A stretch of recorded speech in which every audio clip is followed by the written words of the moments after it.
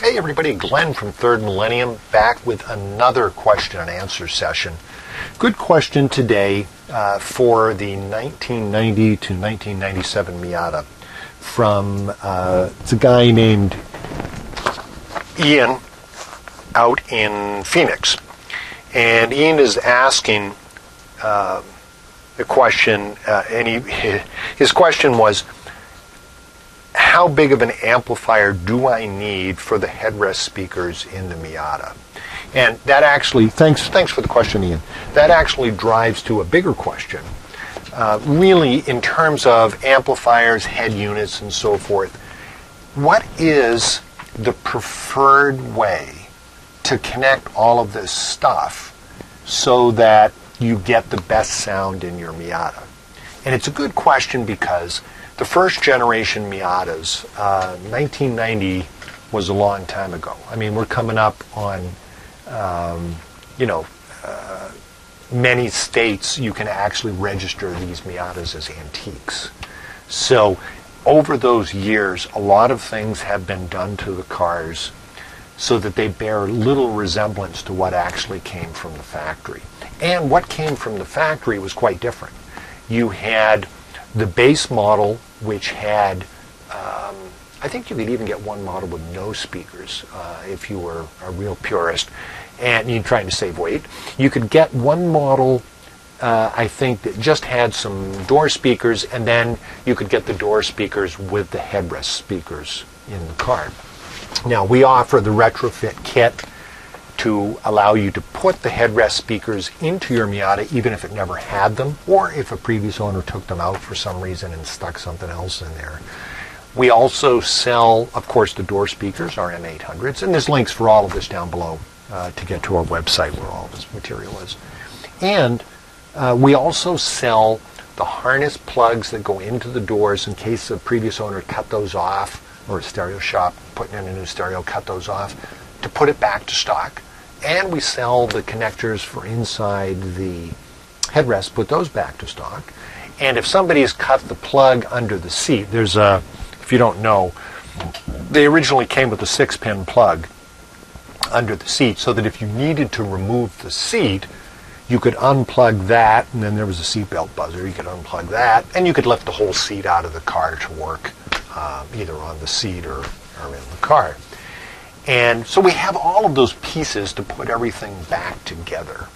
And so that's good. You can take a car, even if it's been pretty hacked up, you can take a Miata and get the sound back to the way it was meant to be. Because I will tell you, with the M800s and our Millennium 5 headrest speakers in there, even with stock stereo, even if you got an old 30-year stereo still in the Miata, it's going to sound pretty darn nice. So how do we suggest that you do it? Well, some of this depends upon what it is that you're budgeting and using for equipment. Now, we have another video, and I'll leave a link for that, where we talk about recommendations for head units, the actual in-dash part of the radio. You can be very economical. You can literally buy for probably $100, $125 a decent in-dash stereo, the installation kit that we don't sell it, because we're not radio manufacturers, but Metra is the company that makes most of the kits to fit the dash, to fit the radio in so that it gives a nice factory installed look. And then you can just add the speakers, and you'll have a really nice sounding system in your car, and you could probably do the whole thing for $400, $450 with all of the speakers and a brand new radio. Of course, you can spend more than that. You can put in an amplifier if you want. And this is where the question came in that I'm talking about today, because the question was about how big of an amplifier you need for the headrest speakers in the Miata. The answer is you need very, very, very little power. If you look at amplifiers and the radios, they're rated in watts of output. And that's a maximum figure that's rated, not a continuous figure. It's the maximum. and it's usually just an instantaneous peak figure. And you'll see a lot of radios, they'll say they have 20 watts per channel or 25 watts per channel. But the key thing that you're looking for is how many channels that they have. Now, most radios that you buy today will have 4 channels. That would be front speakers left and right, and rear speakers left and right. Okay, so if that's what you're doing, no external amps or anything else, it will be fine. And in fact, if you have the original factory radio, which was about 9 watts per channel, 8 or 9 watts per channel if you actually test it, it's more than enough for the headrests, especially because, keep in mind, the headrest speakers are about 4 inches away from your head. They're very, very close to being headphones. And all of your bass is really going to be coming from the doors.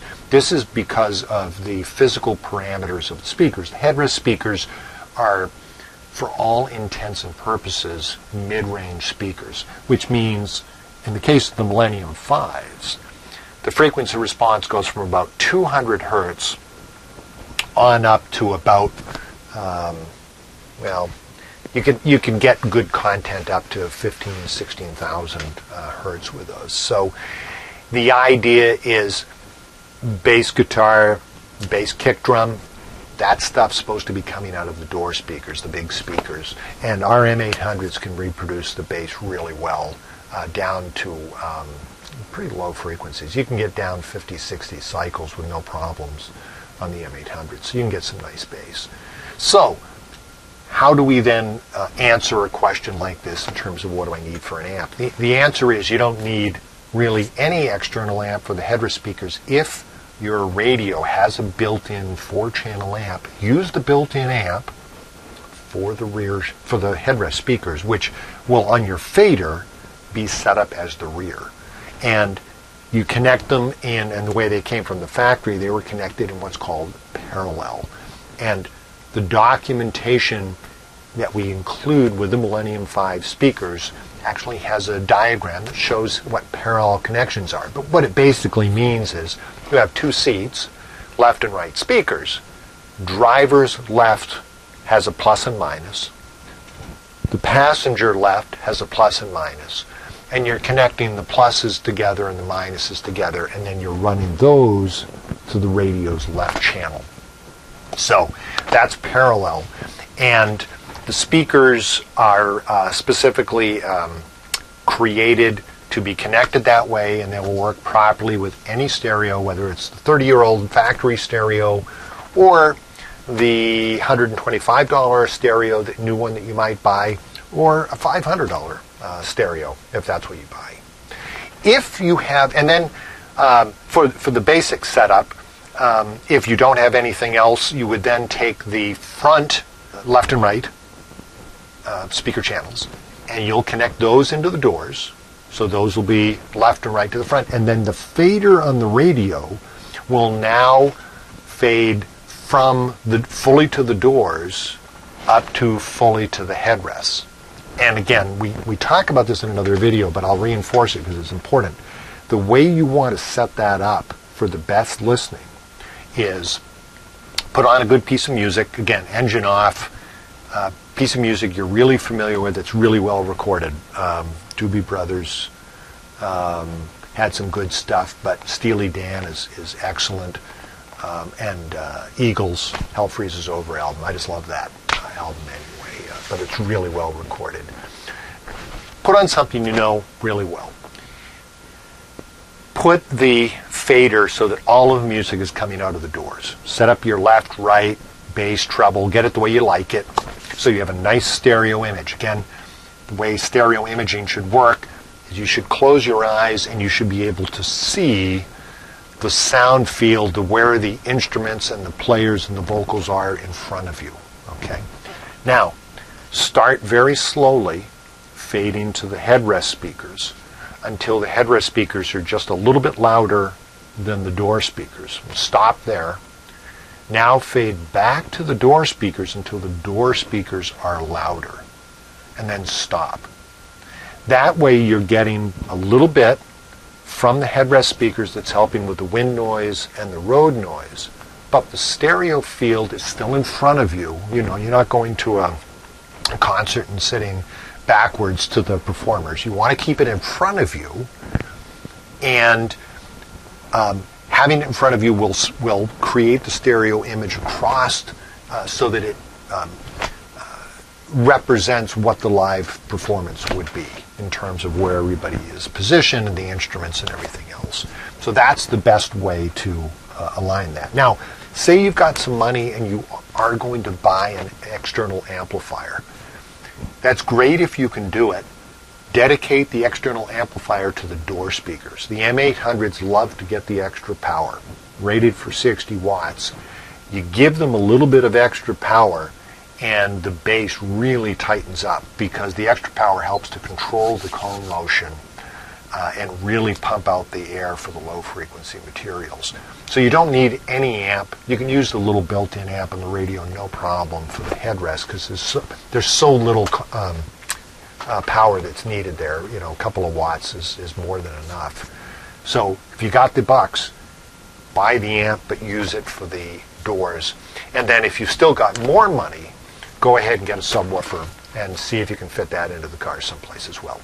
Okay, I hope that answers the question for you guys. Leave any comments below. Glad to respond to those. Jump over to our website too. Contact form there. Any questions, we'd be glad to help you out. And if this did help you, give us a like. Subscribe if you're not a subscriber. Most of the viewers we get don't actually subscribe, which is too bad.